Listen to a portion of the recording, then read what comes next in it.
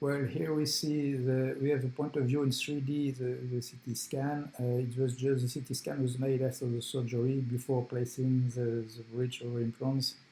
In order to have artifacts, it's easier to see where we place the implants. What we can see in the posterior region on the upper jaw on the right, we have the pterygoid implant, which is in this area, which is an implant which is 3.3 millimeters with a specific shape, with a specific design, because the dimensions were quite reduced in this area. Just close to him in this area, in the tooth, which is number 16, we did what we call the implant lift, and we placed the implants without opening the sinus.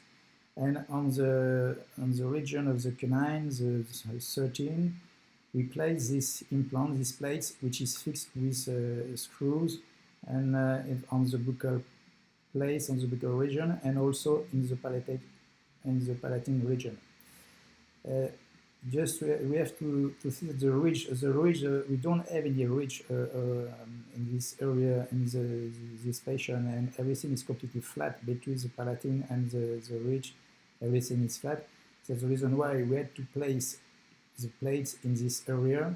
And in this area too, we have a different kind of plate, which is designed with a cross in this area. What we see, which is more white, is these are four screws to retain these plates in this area.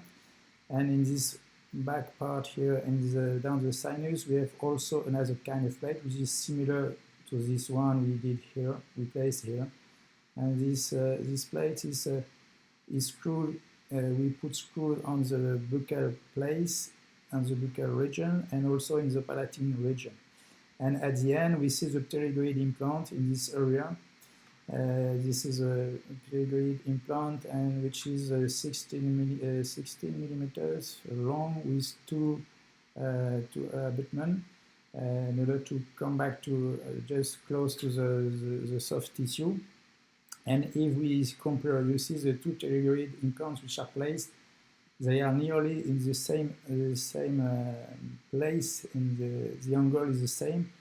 This kind of surgery is not made with a surgery guide, which would be very complicated. In this case, it's good to have the bone touch, or we call the bone touch, is to feel when you're doing your drilling, when you're doing your osteotomy, just to feel how is the bone, and just to feel when you use your drill, your instruments, if you are in the good area, and just to place your implant in the bone and not in the sinus.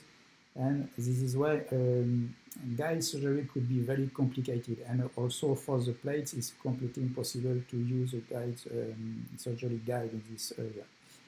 Then 2 days later we place the bridge over the implants, and all the implants here, they were all recovered with ivory graft and dentin ivory graft. And now just to get better support for soft tissue. And we didn't graft before the implants because this case was made after two failure, graft failure and implant failure. And if you want to graft another time before placing the implants, it can be sometimes the body will reject all the graft. Like sometimes it can appear when you do more grafts in the same region, the body can react and to say we don't want any graft. This is what happened to a great singer with his nose, and this could be the same in this case. That's why we graft after placing the implant, because we have this kind of implants that we can place in this atrophic jaw, in these atrophic areas.